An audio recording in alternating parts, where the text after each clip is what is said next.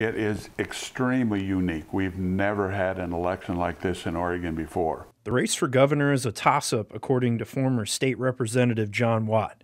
He believes all three candidates, Tina Kotek, Betsy Johnson, and Christine Drazan, are qualified for the job. I think it's going to be incumbent upon Oregonians to pay attention to this race, to do the research. Betsy Johnson is looking to become the state's first independent governor since 1935.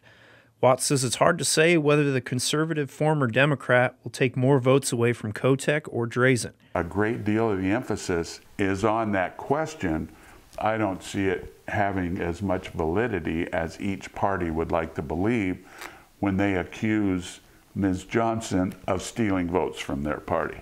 Oregon hasn't had a Republican governor since 1987.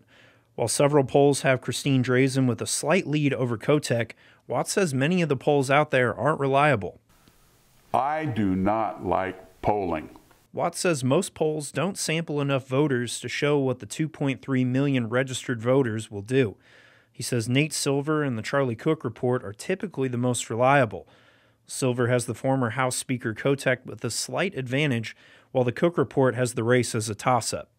I think if you go back and look at history, polls are notably unreliable. However, that said, a lot of people will vote based on what they read on the polls.